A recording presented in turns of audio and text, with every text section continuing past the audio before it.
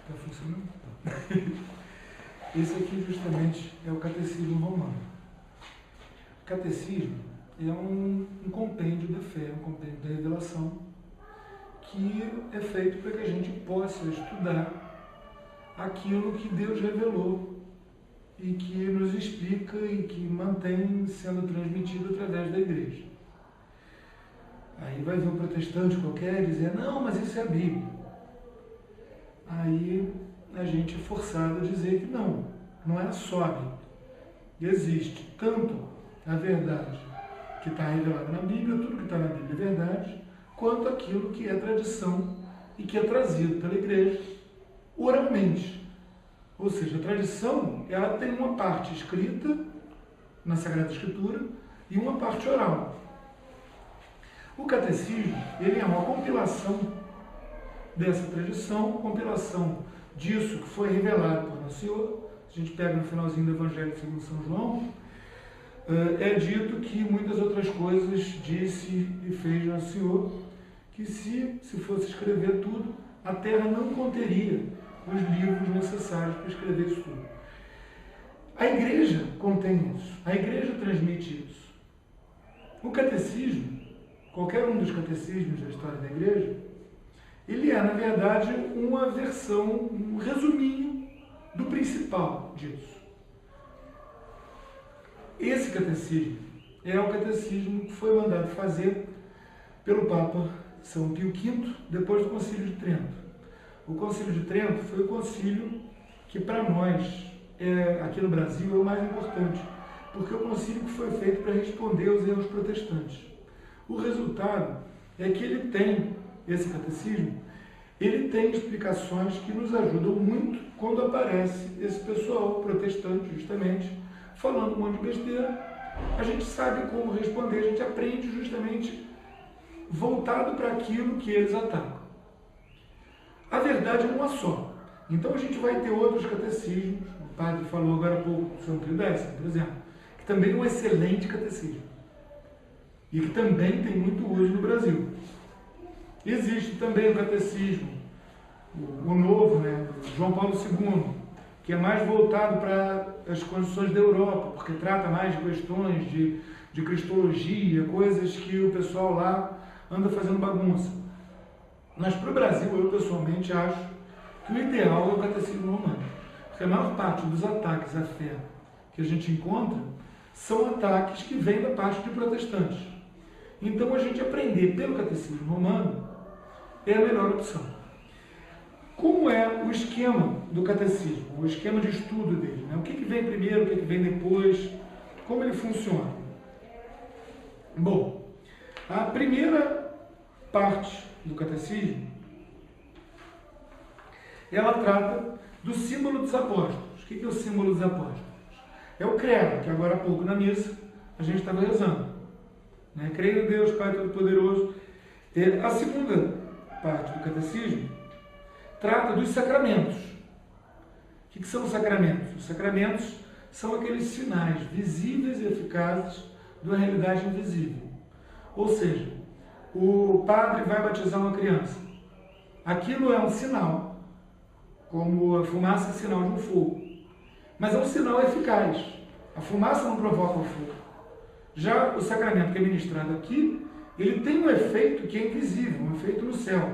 No batismo, o que o padre está fazendo ali, que se vê fisicamente, naturalmente, é derramar água e falar as palavras do batismo. Agora, o efeito daquilo é muitíssimo maior. Ele está fazendo com que aquela criança seja adotada filho de Deus.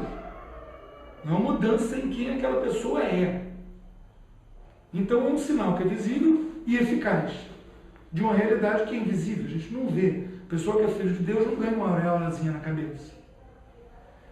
Então a segunda parte do catecismo trata justamente dos sacramentos, dos 7 sacramentos. Finalmente, a terceira parte trata dos mandamentos. Então, são 3 partes. A primeira, falando daquilo em que a gente crê. A segunda, falando daqueles modos que Deus nos dá para a gente atingir a graça, crescer na graça. A terceira parte, falando daquilo que Deus nos diz que nós devemos fazer, os mandamentos. E a quarta parte fala da oração, quer dizer, daquilo que vem da gente. O que a gente deve fazer, o que a gente não pode fazer, os mandamentos, e como que a gente vai se unir a Deus na oração, qual é a eficácia da oração, a oração dominical. Tudo isso, então, é o conteúdo desse livrão aqui. A gente não vai ir lendo o livro, porque lendo o livro vocês podem pegar e ler em casa. O que a gente vai fazer vai ser ir contando do livro, e explicando e apresentando as verdades que estão contidas dentro desse livro. E aí, claro, vocês podem fazer pergunta, quem estiver vendo pela internet pode mandar um e-mail também, profcarlos@hsjonline.com, e a gente responde as perguntas. Quem estiver ao vivo, faz a pergunta ao vivo, quem estiver pela internet, faz a pergunta. Nós vamos então tratar da fé. O que é fé? Se a gente chegar para um protestante, ou se a gente chegar para um maluquinho qualquer da rua, ele vai dizer: eu tenho muita fé. A gente diz: fé em que? Eu tenho fé em Deus. O que é fé? O protestante, em geral, se a gente aperta ele bem, ele acaba dizendo que, para ele, fé é ele ter certeza que ele vai para o céu, por exemplo. O que não é fé. O que é uma perversão da virtude da esperança. A gente tem esperança de ir para o céu. O protestante, ele acha que ele vai com certeza. Ele chama essa esperança deformada pelo orgulho de fé. Mas a fé não é isso. A fé ela tem um objeto. A gente tem fé em alguma coisa. A gente tem fé justamente naquilo que foi revelado por Deus. É por isso que ao tratar do credo, daquilo que a gente começa com eu creio em, ao tratar do credo, a gente começa justamente por uma explanação do que seja a fé. A gente, se procurar na Sagrada Escritura, vai encontrar várias expressões tratando da fé, que parecem estar falando até de coisas diferentes. Grande é a tua fé, aumentai a nossa fé, a fé sem obras é morta, a fé que opera pela caridade, mas a fé é uma só virtude. Todas essas expressões, na verdade, estão remetendo a uma só coisa, que é a virtude da fé. E o que é uma virtude? Uma virtude é um bom hábito. Por exemplo, a gente tem hábitos que são moralmente neutros, mas que são hábitos. Acordar de manhã e tomar banho, algumas pessoas não conseguem acordar sem tomar banho. Se não tomar banho, você passa o dia meio dormindo. Por quê? Porque ele fez aquilo tanto e tantas vezes que aquilo se tornou uma coisa natural nele. Escovar os dentes depois de comer, também um hábito, que também é moralmente neutro. Ninguém vai para o céu porque escovou os dentes e para o inferno porque deixou de escovar os dentes. Agora, quando o hábito é um hábito bom, é um hábito virtuoso, é o que a gente chama de virtude. Mas a virtude é aquele hábito de fazer uma coisa correta. No caso, a virtude da fé, ela é o hábito de se crer naquilo que foi revelado por Deus. A gente não acredita agora e amanhã não. Não é uma coisa que dê um entusiasmo gigantesco. Hoje eu estou com muita fé e amanhã eu não acredito em nada. Ela é uma relação, na verdade, entre o homem e Deus. Por quê? Porque ela também é uma graça de Deus. A gente pode chegar pela razão, a gente pode chegar e conversar com alguém e fazer essa pessoa perceber pela razão que há Deus, que Deus existe. A gente pode até ir um pouco mais longe e fazer essa pessoa perceber pela razão e pelo testemunho dos santos, pelos milagres, pela própria presença viva da igreja, com tanta gente dentro da igreja trabalhando contra. É um milagre Literalmente é um milagre que a igreja esteja aí há 2000 anos. Não é que hoje tem mais gente ruim. Sei lá, aqueles padres tarados que tinha em alguns lugares, tem ainda. Outros que não acreditam em nada, fazem propagandas comunistas, falam que qualquer coisa está bom, fazem cerimônias budistas, macumbas, atabaques. Isso não é novidade. Sempre teve padres ruins, sempre teve maus cristãos, sempre teve maus bispos, maus papas até. Já teve um papa que morreu na cama de uma mulher casada aos 27 anos de idade. Era papa. Quer dizer, como é que a igreja sobrevive a isso? Imagina se uma indústria, um comércio, tivesse uma quantidade de gente trabalhando contra, como a igreja tem. Não teria como funcionar. Iria à falência muito depressa. Já a igreja é garantida por Deus. Deus garantiu, as portas do inferno não triunfarão sobre ela. Resultado, a gente tem, na própria presença da igreja, uma razão que se pode dar para alguém que já tenha aceitado que Deus existe, que já tenha até aceitado, por exemplo, no meio dos protestantes, que nosso Senhor Jesus Cristo é verdadeiramente Deus e é verdadeiramente homem, para essa pessoa acabar de aceitar a igreja. Mas quem vai dar para a pessoa a fé vai ser Deus. Ela pode ter essa aceitação racional, mas o próximo passo corresponde em ela aceitar essa graça da fé que Deus vai dar para ela, que é uma coisa mais profunda do que o conhecimento racional. Então, por isso, quando a gente diz eu creio, no primeiro artigo do símbolo dos apóstolos, creio em Deus Pai Todo-Poderoso, Criador do céu e da terra. O que quer dizer isso? Quer dizer que não se trata apenas de uma conclusão racional que se tenha chegado. Não se trata apenas de uma coisa que se ouviu falar e por falta de quem diga uma outra que funcione melhor para a gente toque. Não, creio quer dizer, eu acredito verdadeiramente, com toda a minha alma, com todas as minhas forças, todo o meu coração. Por que eu acredito? Porque eu aceitei essa graça da fé. A crença racional a gente pode ter. A gente olha, a gente vê as árvores, a beleza das flores, a ordem do mundo. A temperatura do mundo nunca muda muito. Hoje está frio, mas ontem também estava frio. A temperatura não muda de 200 graus para 200 abaixo. Por quê? Porque é uma ordem no mundo. Se é uma ordem, é alguém que ordenou. Dá para acreditar racionalmente que há um Deus. Mas quando a gente diz creio, a gente está indo muito mais longe do que isso. A gente está falando da nossa aceitação em fé. A nossa aceitação pela graça dessa verdade revelada que é a existência de Deus. E mais ainda, não é que a gente esteja simplesmente pensando naquilo, a gente julga que existe. Não. Quer dizer que a gente aceitou aquilo como uma coisa que, para nós, pela graça da fé, é tão certo quanto a existência do ar que nós respiramos. Nós não vemos o ar. A gente pode até sentir, se abana, faz vento. A gente pode até sentir o ar. Deus, nem isso. Mas a gente crê em Deus significa que é tão evidente para a gente, ou mais evidente ainda, porque se trata de uma graça, que Deus existe, do que o próprio ar que nós estamos respirando existe. Essa crença verdadeira, ela exclui toda dúvida.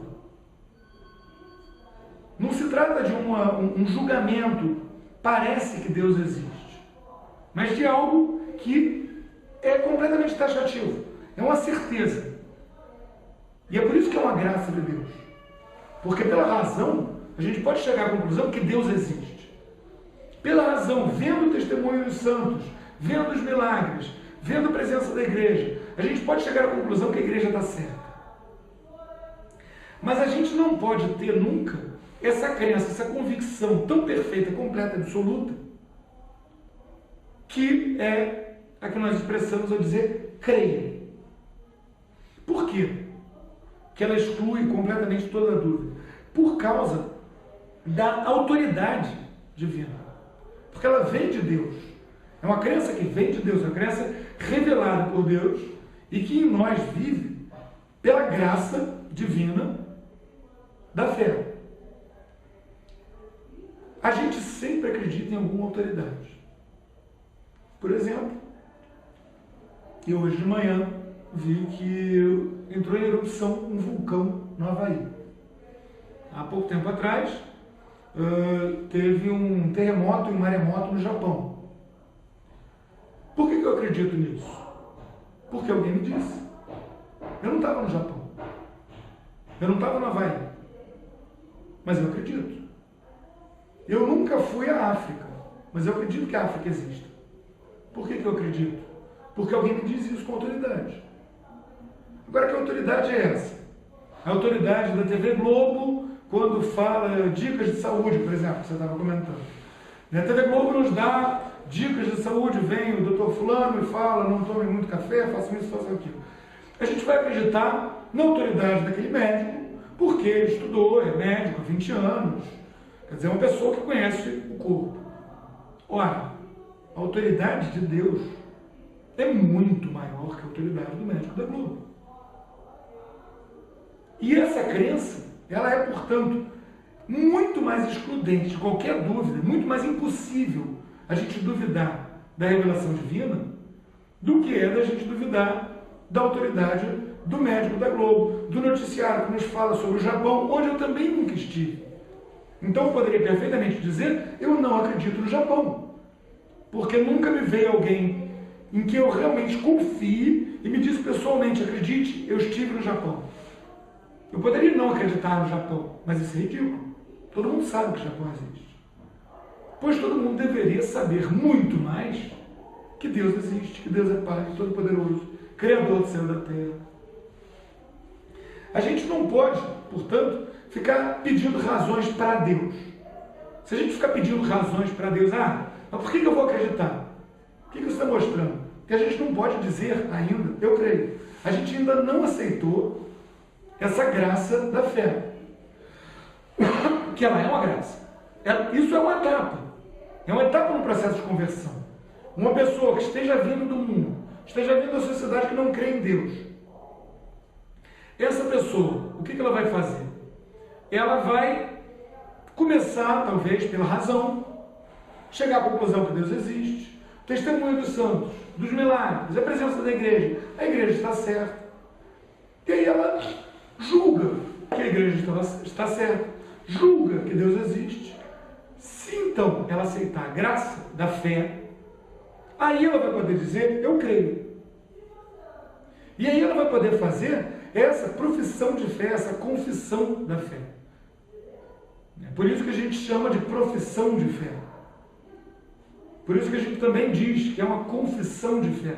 Porque ela vai estar vindo de dentro para fora. A profissão. Ela é feita junto com os outros. É a confissão. Do quê? Da fé. Dessa graça que Deus nos deu de crer nele e de crer em tudo o que ele nos revelou. Quando a gente diz, então, que a gente crê em Deus, a gente está dizendo uma coisa enorme.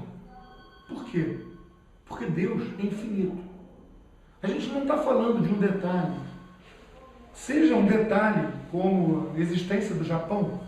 O Japão tem, sei lá, 200 milhões de habitantes, atualmente sofrendo por causa das consequências daquelas usinas nucleares, radiação, etc. Eu acredito que existe o Japão. Claro, eu confio em muita gente que já esteve lá, muitos estudiosos que estudaram a cultura japonesa. Eu já vi pessoas que moraram lá, nasceram lá. Mas o Japão está aí há o quê? 3 mil anos? 3 mil anos atrás não existia o Japão. 4 mil anos atrás não existia o Japão. Talvez daqui a 2 mil anos não exista mais o Japão.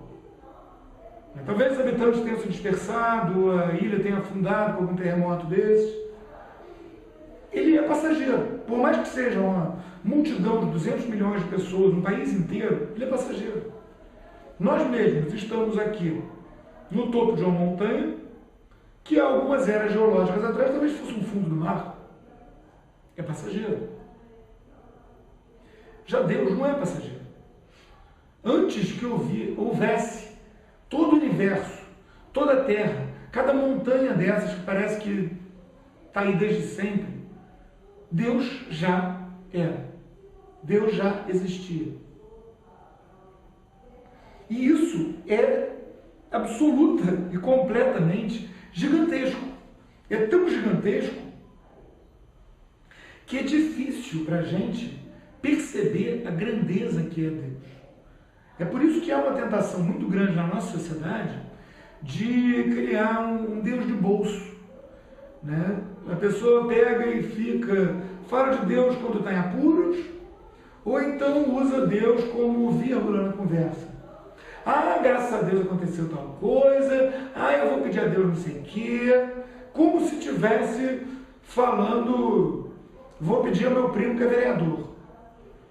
É mais até um respeito ainda menor, na verdade, do que seria eu vou pedir ao prefeito, porque o prefeito tem que marcar a hora.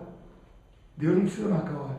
Mas as pessoas perdem a noção da grandeza e da dignidade infinitas de Deus. Quando a gente diz creio em Deus, a gente está falando que a gente crê em algo, em alguém que é tão infinitamente maior que todos nós, que ele não poderia ser contido por nada. Tudo que nós vemos, a gente olhar da janela, as montanhas em volta, as pessoas, até a linha do horizonte, se for à beira do mar, aquele mar gigantesco, tudo isso é minúsculo. As estrelas do céu, numa noite sem lua, a gente consegue ver luz que está viajando pelo espaço há anos para chegar na Terra, na velocidade da luz, distâncias absurdas. Tudo isso perto de Deus é minúsculo. Então, quando a gente diz eu creio em Deus, a gente está afirmando a nossa fé em algo tão infinitamente maior, em alguém tão infinitamente maior, que é difícil a gente se dar conta do privilégio que é nós podermos não só crer que Deus existe, mas nos religarmos com Ele na religião, o recebermos no Santíssimo Sacramento. É impressionante. Ele, tão gigantesco, se dá a nós de uma forma tão humilde, quando não acha consagrado. É uma enormidade que a mente humana é incapaz de alcançar. A filosofia, o conhecimento científico é incapaz de alcançar. A gente pode pensar o maior que se puder. A gente não vai conseguir alcançar plenamente a grandeza e a dignidade divina. A gente vai pensar para analogia. A gente diz é o Rei dos Reis, Senhor dos Senhores. O que é um rei perto de Deus? Nada. Tem uma poesia muito bonita em inglês. O sujeito anda pelo deserto e ele encontra uma série de ruínas caídas. Aí ele vê uma estátua, um pé de uma estátua caída. Ele olha e vê escrito no pé da estátua: tremei todos os povos e nações, eu sou o grande rei, não sei o que conquistou toda a terra. Que rei é esse?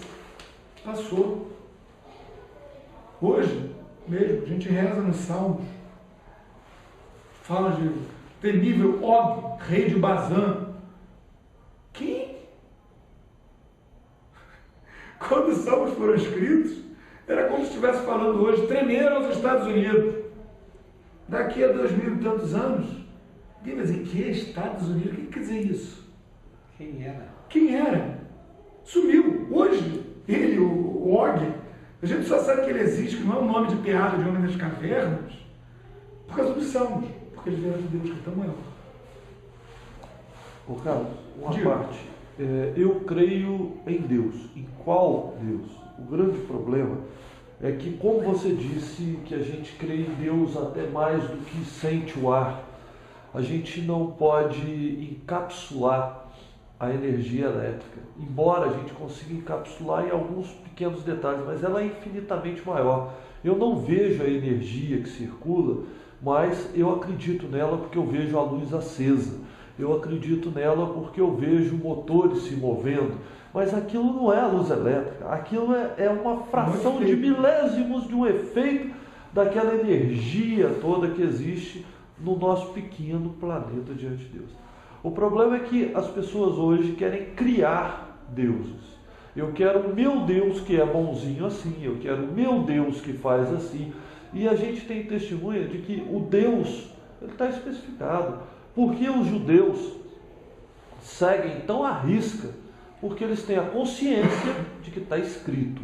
Se está escrito, é aquilo. Eu não tenho poder de pedir, Deus, eu lhe aceito se o Senhor modificar um pouquinho, né?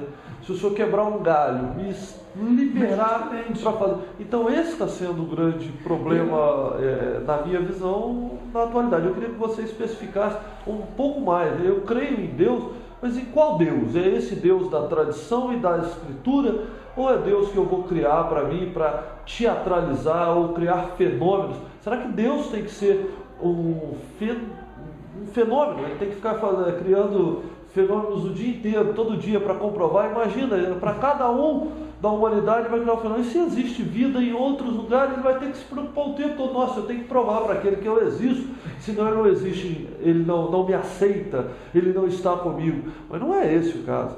Não é nós devemos aceitar Deus. Nós devemos pedir a graça de que Deus nos aceite. Né? Nós precisamos... Justamente. Qual é esse Deus? Eu queria que você falasse sobre isso. É esse o ponto. É por isso que eu estou falando dessa grandeza infinita de Deus, dessa dignidade infinita de Deus. Por quê? Como se disse, as pessoas, na verdade, elas querem criar, eu falei um Deus portátil. Né? O que quer dizer isso? Quer dizer que a pessoa vai pegar parte dela mesma e vai chamar essa parte dela mesma de Deus. Ou seja, de criatura, ela quer se tornar criador. Se a gente pega na Sagrada Escritura, no livro do Gênesis, relato da queda, capítulo 3 do Gênesis, o que nós temos? Nós temos a serpente que diz: sereis como deuses. O que quer dizer se sereis como deuses? Quer dizer, eu quero ser Deus no lugar de Deus. Quer dizer, eu quero que seja eu quem defina o bem e o mal. E é isso que as pessoas fazem. Tanto o protestante, que vai pegar a Sagrada Escritura fora do contexto dela, porque a Escritura tem um contexto que é a tradição. Fora do contexto da tradição, não tem como entender. A gente vê no livro dos Atos, capítulo 8, versículo 30, estava o apóstolo São Filipe viajando. Ele encontra um eunuco que está lendo a Sagrada Escritura, livro do profeta Isaías. Aí ele chega e pergunta: você está entendendo o que você está lendo? O cara responde: como posso entender se não há quem me explique?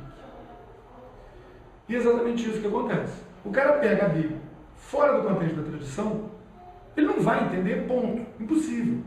A não ser que Deus ilumine e ele dê a graça de levar para a igreja, ele vai usar aquilo para criar um Deus à imagem e semelhança dele. E é por isso que, se a gente vem na igreja, a gente vai encontrar lado a lado o chato que gosta de livro e que fica lendo, fica estudando, que nem eu. A dona de casa que só pensa no trabalho dela, no cuidado com os filhos.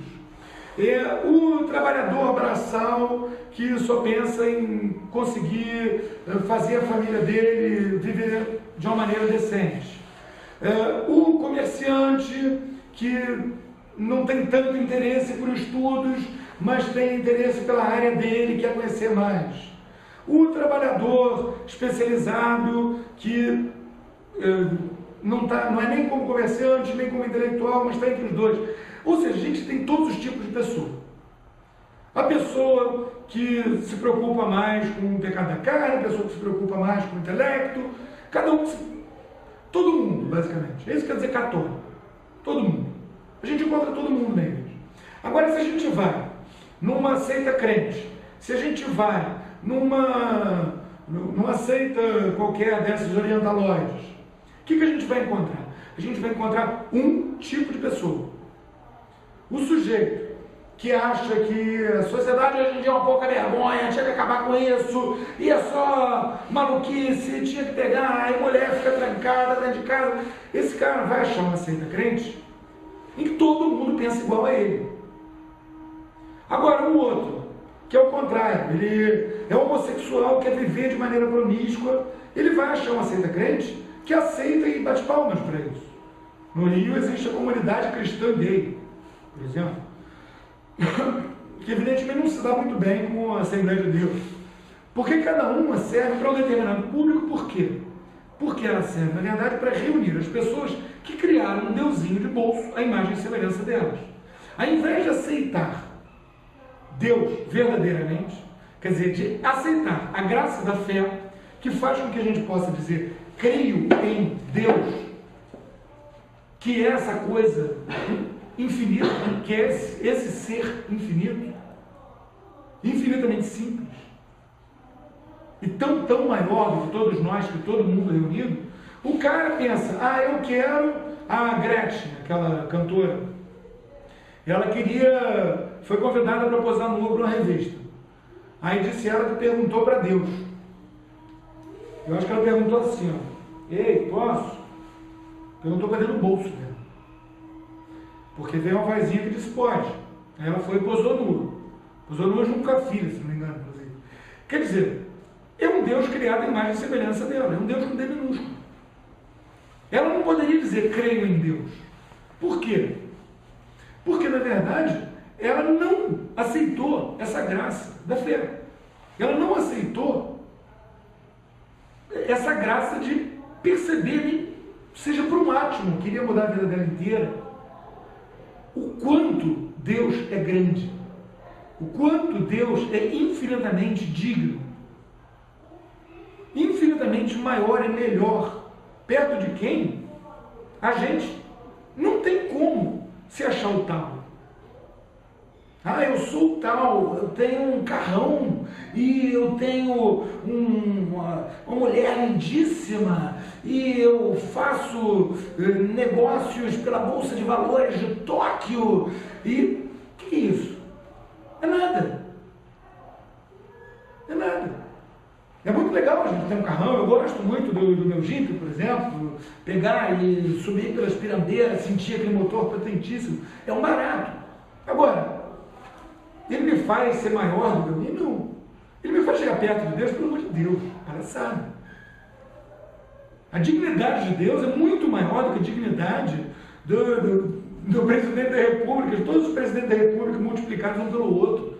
É infinitamente maior do que isso tudo. Então, a pessoa que cria um deusinho para consumo próprio, a imagem e semelhança dela mesma, o deusinho que diz que ela pode posar pelada, ou o deusinho que diz que ela tem que andar de terno e gravata e que a mulher não pode cortar o cabelo, ou o deusinho que diz que não tem galho não, se você não der certo agora, na próxima encadernação você vai melhor, ou o deusinho que diz que a única coisa importante é estar com a barriga cheia. Esses deusinhos todos, eles são falsos deuses, eles são criações do homem. Eles são deuses criados em imagem e semelhança. É o homem que está se colocando no lugar de Deus, a criatura que está se fazendo de criador. E é por isso que a gente encontra tantos. E é por isso que eles são tão, na verdade, incompatíveis um com o outro. O sujeito pega e diz, eu quero encontrar Deus. Por quê? Porque minha vida está horrível. Minha vida está horrível. Minha vida tem que melhorar. Eu vou juntar com Deus que minha vida melhora. O que é isso? O que ele está querendo? Ele está querendo Deus ou ele está querendo uma muleta, um empurrãozinho? Ou outro que pega e diz, eu vou orar para que o Espírito Santo me ilumine e eu vou ler a Bíblia e vou entender. Para mim, isso é de uma soberba tão absurda. Porque ele está dizendo que se eu faço, meu cachorro vem, ele faz, o Espírito Santo vem. Quer dizer, o Espírito Santo para ele é um cachorrinho, que vem quando ele quer. Tinha um escritor inglês, C.S. Lewis, o cara que fez esses livros das Crônicas de Nárnia, que fizeram um filme agora. Ele dizia que ele dá graças a Deus pelas orações que Deus não atendeu. Porque tanta besteira que ele pediu, tão bom que Deus não tenha atendido. Porque Deus sabe muito melhor que a gente do que a gente precisa. Né? Eu quero Deus para ele me botar para frente, para ficar cheio de grana. Será? Será que se for ajudar a fazer isso vai ser Deus mesmo? Pouco provável. A não ser que Deus tenha algum propósito para aquela grana. O cara vai ganhar aquela grana para ele usar aquilo para alguma coisa. Estava aqui o padre agora há pouco falando da construção da igreja. Vai que Deus enriquece um cara que vai deixar o testamento dele para a construção da igreja. Um dia esse cara morre, aí na hora que está precisando para fazer a construção da igreja aparece uma bolada. Por exemplo. Agora, dinheiro já é um troço que é perigoso. Né? A gente corre risco de começar a se mimar. Perigoso a gente se mimar. Mas não é o dinheiro em si. A gente acaba ficando escravo do dinheiro, querendo tanto aquele desconforto, que a gente não quer largar aquele desconforto. Então, o cara ganhar dinheiro não vai ser Deus que ele vai pedir ajuda. Em geral vai ser do andar de baixo, o príncipe desse mundo. Mas, em geral, o cara vai dizer que ele vai pedir para Deus, para ele melhorar de vida. Por quê? Porque o que ele está fazendo é projetando os desejos dele e chamando aquilo de Deus. Está criando esse deusinho de bolso criado à imagem e semelhança dele. Que manda ele crer no que ele já acredita. Se ele acredita que está tudo um pouco vergonha, então o deusinho dele diz que não pode beber cerveja, a mulher tem que usar saia comprida, não pode cortar o cabelo. Se ele diz se ele acha que o mundo é um lugar horrivelmente intolerante, o deusinho dele vai dizer que tem que passar a mão na cabeça de todo mundo, é tudo lindo. Ou seja, o cara vai estar criando um deusinho à imagem e semelhança dele. Ele não vai estar crendo em Deus. Porque crer em Deus implica justamente na aceitação dessa graça de perceber o infinito que é Deus. Que é quando a gente se coloca diante de um céu estrelado, no interior, longe da cidade, céu estrelado sem lua, a gente vê aquela imensidão de estrelas. E é evidente que Deus é tão maior do que aquilo tão imenso. Isso é crer verdadeiramente em Deus. Esse conhecimento vai ser sempre imperfeito. Quer dizer, a gente nunca, enquanto a gente está aqui, a gente não tem como, pela razão, ter um conhecimento completamente perfeito. Mas a fé vai nos dar um conhecimento que já é bem mais perfeito do que esse, da razão, da filosofia, mas que só vai ser completo, só vai ser perfeito até o fim. Quando? No céu. É o que se chama de visão beatífica. Quer dizer, quando a pessoa está no céu, face a face com Deus, então é a visão beatífica. Beato quer dizer feliz. Beatífica que faz feliz. Por quê? Porque tudo que é bom, tudo que é belo no mundo, é bom porque é um reflexo de Deus. É belo porque é um reflexo de Deus. Aí você pode dizer, mas até a mulher que me bota em tentação é um reflexo de Deus. A beleza dela é. O uso desordenado não. Mas a beleza dela é. Como a beleza da flor, como a beleza da montanha. A gente pode e deve dar graças a Deus porque há moças muito bonitas. A gente não pode cair na tentação desordenada, em função disso. Mas então tudo isso que tem, que é um reflexo dessa beleza de Deus, no céu, na visão beatífica, a gente vai estar face a face com o verdadeiro. É como a gente pegar um pedaço de metal, não muito bem polido, a gente vê um reflexo da pessoa, da paisagem. O maior bem que tem na Terra, o mais belo que tem na Terra, em relação ao bem e ao belo que é Deus, são assim. Então esse conhecimento perfeito de Deus, a gente há de ter no céu. Na Terra, à medida que a gente consiga crescer em santidade, em aceitação da graça de Deus, a gente pode ter mais e mais desse conhecimento. Vê a Santa Teresa d'Ávila, por exemplo, um São João da Cruz, grandes santos místicos. Eles tiveram conhecimento de Deus perto do qual qualquer um de nós empalidece. ainda aqui na terra. E lá no céu, na visão beatífica, então, eles estão em completa união. Por quê? Porque ele, ao mesmo tempo, é infinitamente maior do que nós, porque ele é infinito e a gente é finito. A gente tem um começo no tempo. Deus não tem nem começo no tempo, nem fim no tempo. E, ao mesmo tempo, ele é infinitamente simples. E a gente não é infinitamente simples. Pelo contrário. Qualquer coisa que a gente vai entender, a gente está montando na cabeça com o que veio pelos olhos, pelos ouvidos, pelo tato, pelo paladar, pelo olfato. A gente recebe essa coisa que vem pelos sentidos picadinha, monta lá dentro. Deus, que não é acessível aos sentidos, é infinitamente simples. Para a gente entender, a gente acaba tendo que fazer explicações extremamente complexas para tentar chegar um pouquinho mais perto. Verdade. E mesmo essas explicações, às vezes, São Tomás de Aquino, por exemplo, que escreveu coisas maravilhosas, Suma Teológica dele, a parte sobre Deus, Tratado sobre Deus, Suma Teológica, é de ler de joelhos. Mas um dia ele teve uma visão mística, e ele se deu conta do quanto que aquilo tudo, por mais que estivesse certo, era nada perto da dignidade, da grandeza infinita de Deus. Nada do que está ali está errado. Mas ele disse, é tudo palha. Palha perto da madeira de lei. A grandeza, a dignidade de Deus é infinitamente maior. E quando a gente diz eu creio em Deus, a gente está dizendo que a gente aceita essa fé que pode ser dada tanto ao sábio mais estudado, quanto a pessoa mais simples, mais ignorante. Às vezes ela vai ter uma fé maior do que a do sábio.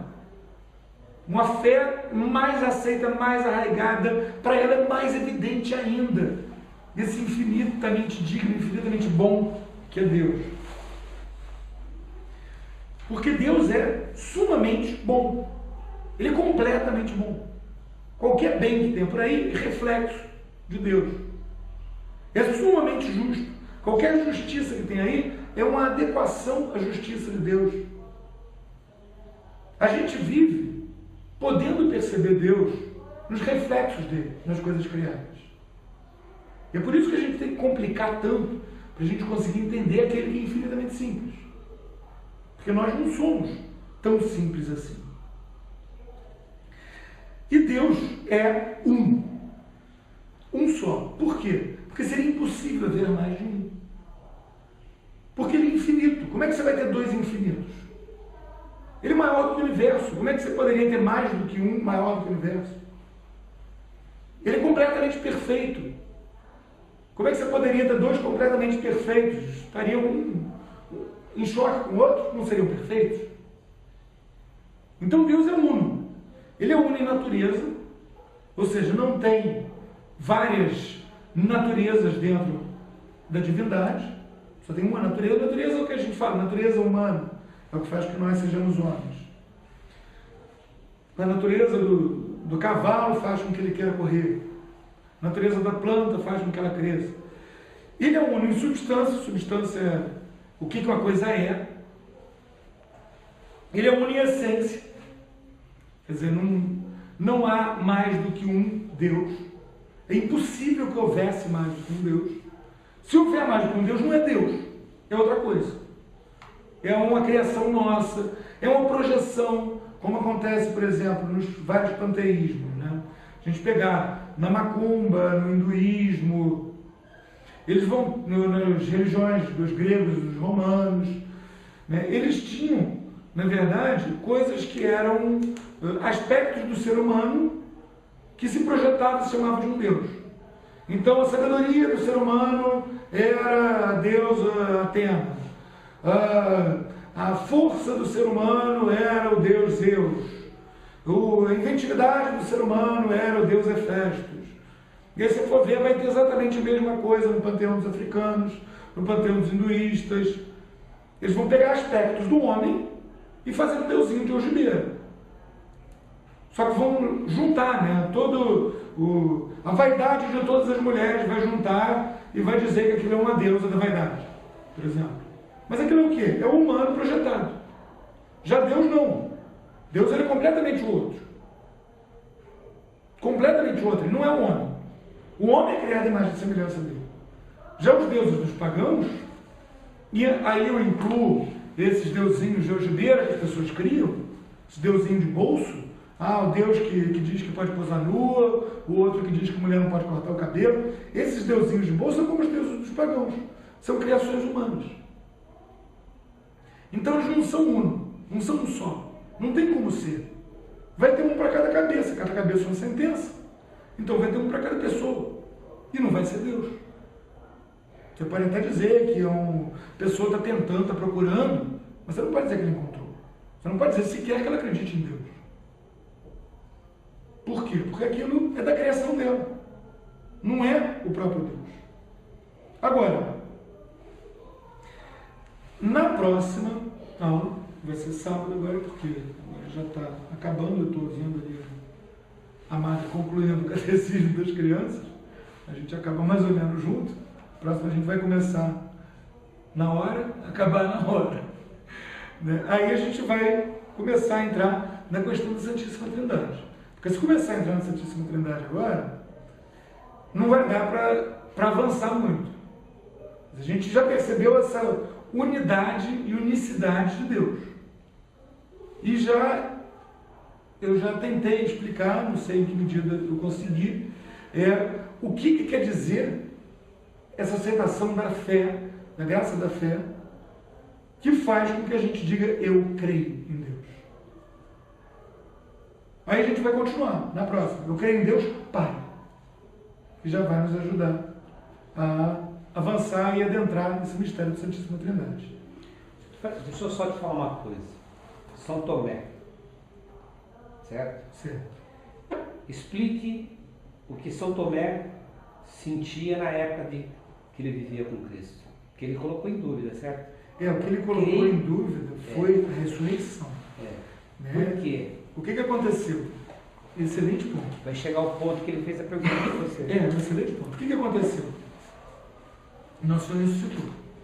Ele apareceu aos discípulos. Mas São Tomé não estava lá. Aí São Tomé chegou, os discípulos estavam todos dizendo, olha, apareceu, Nosso Senhor apareceu e ressuscitou de verdade. Aí ele disse, olha, eu só acredito se eu puder botar o dedo dentro da ferida. Por quê? Porque ele sabia que Nosso Senhor tinha morrido. E ele não tinha coragem de querer aceitar aquilo que ele ainda não tinha tão completamente da ressurreição de Cristo. Você vê que todos os apóstolos, na verdade, eles só foram ter a perfeita aceitação, o dom da fé verdadeira, completa. Quando que veio? Veio amanhã, Pentecostes. Quando o Espírito Santo desceu e deu forma à igreja. O Espírito Santo está para a igreja como a alma está para o corpo. Quer dizer, eles já tinham tido, Nosso Senhor já tinha falado. Ele já tinha falado, mas São Pedro negou Cristo por 3 vezes, enquanto Nosso Senhor estava no Calvário. São Tomé, será que ele ressuscitou mesmo? Ia ser tão bom se tivesse ressuscitado, mas eu não quero acreditar nisso, porque eu tenho medo de me enganar e de chegar um palhaço qualquer dizendo que é ele. E os outros todos, porque eles querem acreditar, terem acreditado. Eu tenho uma dor horrorosa de ver que não é ele. É isso que São Tomé temia. Aí apareceu Nosso Senhor. E o que ele disse? Ele disse a mesma coisa que a gente diz na grande elevação na missa. Dominus meus é Deus meus. És o meu Senhor e meu Deus. Isso é até uma coisa interessante, porque na missa, aqui na região, né, o pessoal diz, meu Senhor e meu Deus, creio, mas aumentar minha fé, é isso? Quando, na verdade, em latim, tem uma indulgência. Se a gente disser isso toda missa, a gente ganha uma indulgência. Em latim, Dominus meus, é Deus meus. Isso é o caso nominativo, quer dizer, é o sujeito da frase. Ou o predicativo do sujeito, quer dizer, este é o meu Senhor e o meu Deus. A gente não está dizendo, ó meu Senhor e meu Deus. Que é o que se intui, né? Quando se diz, ó meu Senhor e meu Deus, eu creio, mas aumentar minha fé. Não, a gente está dizendo, esse é o meu Senhor e meu Deus. Tem certeza que você esse é. A gente não está se dirigindo a ele, a gente está afirmando que ele é. Você não põe em dúvida. Justamente. Então foi isso que São Tomé disse. Esse é o meu Senhor e o meu Deus. Aí naquele momento ele creu. Quer dizer, foi naquele momento que ele aceitou essa graça da fé. E o que Nosso Senhor disse? Que ele era feliz por ter visto e crido. E mais feliz ainda é quem crê sem ter visto. Ou seja, quem aceita essa graça da fé, sem essa dúvida, sem esse medo. Quem dá esse passo de se abrir para a aceitação dessa graça da fé. Eu vejo que eu não tenho fé, eu estou com fé, porque a fé é vacilante. A fé, desde de São Pedro, negou Cristo por 3 vezes por um vacilo da fé. São Tomé não acreditou por um vacilo da fé. Se disserem, fulano ganhou na Mega Sena, você fala, é a primeira coisa que eu só acredito vendo. Né? Então, a fé, ela é um exercício, ela é uma necessidade que nós temos de lutar contra o nosso vacilo, contra o nosso ser vacilante e imperfeito, porque senão seríamos perfeitos. Então nós lutamos diariamente. Um padre luta muito mais do que um leigo, né? Porque é muito mais tentado. Muito mais tentado, né? Porque ele realmente, um padre, no começo dessa palestra, foi colocado que os padres, há padres imperfeitos, há padres ruins. Eu não vejo exatamente como ruim ou imperfeito, mas eu vejo como grandes homens tentados ali, porque eles estavam no caminho, e o caminho contrário é desviá-lo disso, né? Não ser meio para nos levar à fé, a Deus, né? Então a nossa fé é uma comprovação, desde sempre, de que a nossa fé é vacilante. Por isso, nós precisamos, não adianta eu ter fé e não frequentar a igreja, eu ter fé e não ir à missa, eu ter fé e só pedir a Deus por mim ou por algum outro. Isso não é fé, isso é uma troca, né? Agora, eu preciso ter fé. E qual é essa fé? É essa fé sem ver, essa fé sem pedir. O ver de São Tomé, eu só acredito vendo, eu só tenho fé se Deus me der. Será que eu sou o São Tomé piorado? Eu só tenho fé se Deus me der. Se Deus me der isso, eu faço aquilo. Se Deus me der aquilo, eu faço aquilo outro. E se Deus me tirar a vida, ao invés de me dar? Eu terei fé? Eu tive tempo para exercitar minha fé? É como o livro de Jó. Jó tinha tudo. Casa, fazenda, filhos. E Deus deixou o demônio tirar tudo dele. Ele perdeu tudo que ele tinha. Menos uma coisa. A fé. Mas ele não renegou a Cristo. Justamente, ele não negou. Agora, a fé, justamente, ela é uma virtude. Uma virtude é um hábito. Então, a fé, a gente deve, sim, se dar conta que não é uma coisa uma tatuagem. É como você diz, é uma briga a cada dia. É uma graça que a gente tem que continuar aceitando. A gente tem que ter o hábito de aceitar essa graça. Às vezes, a gente vai passar, São João da Cruz fala da noite escura do Espírito, quando parece que não há nada, uma aridez espiritual, em que você reza, e a impressão que você tem é que você está batendo na parede, que você não vai a lugar nenhum com aquilo. E é nessa hora que é ainda mais valioso você procurar essa graça da fé. Você não cair na tentação de achar que a fé é uma coisa que você constrói, mas você perceber que a fé é uma graça que Deus dá e que você aceita, você abre para ela entrar. Não é uma coisa que você tem porque você herdou do seu pai. Não é uma coisa que você tem porque você uma vez chegou àquela conclusão. Mas é uma coisa que você vai, a cada dia, aceitar aquela graça. A cada dia, renovar aquela graça. A cada domingo, você vai na missa. Por isso que eu estava falando outro dia. Eu não posso passar sem missa. Eu me conheço. Eu não posso passar sem missa. Se o Padre Zé Eduardo não está aqui, a gente não tem a missa na forma extraordinária. Faço que nem São João. Agarro na barra da Sede Nossa Senhora, vou lá no rock and roll, que tem uma missa por baixo daquilo tudo, porque eu não posso ficar sem missa. Eu preciso disso. para poder continuar aceitando a graça da fé. Por mais que a missa esteja escondida debaixo de um fuzuê, de um furdunço, ela está ali. E sem ela eu não consigo. Quem seja mais forte que eu não. Fazer isso em memória de mim. É o que se resume uma missa. Fazer isso em memória de mim. Nós vamos lá por isso, pelo sagrado sacramento. Né?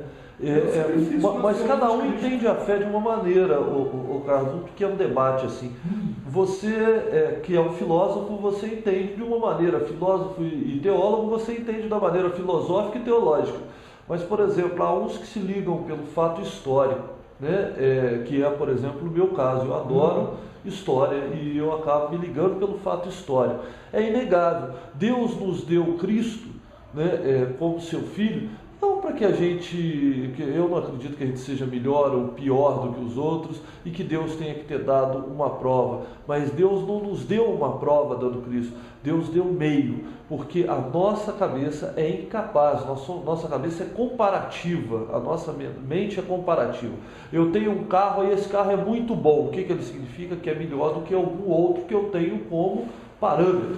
Eu tenho um carro, mas este carro, ou o meu parâmetro, existe alguma coisa melhor do que o carro que eu tenho. Então, quando Ele nos dá Jesus Cristo, que é o ato mais maravilhoso que nós podemos ter na face da terra, mas quando Ele nos dá Jesus Cristo, Ele nos tira e isso vai ficar para a próxima com certeza, Ele nos tira da abstração e nos coloca no fator histórico, né? Eu creio em Deus, Pai Todo-Poderoso, Criador do céu e da terra, e em Jesus Cristo, seu único Filho. Então Ele nos tira da abstração, né, e nos coloca nos fatores, uma maneira de conseguir entender a Deus por meio de Jesus Cristo. Isso é a coisa mais linda do mundo, a encarnação. Por isso que a gente marca o tempo.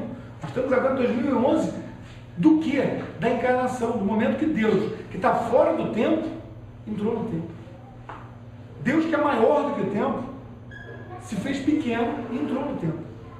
Isso é a coisa mais linda, mas isso a gente vai falar hoje, mais pra frente. É muito, muito maravilhoso. Vamos rezar a Ave Maria para a gente concluir?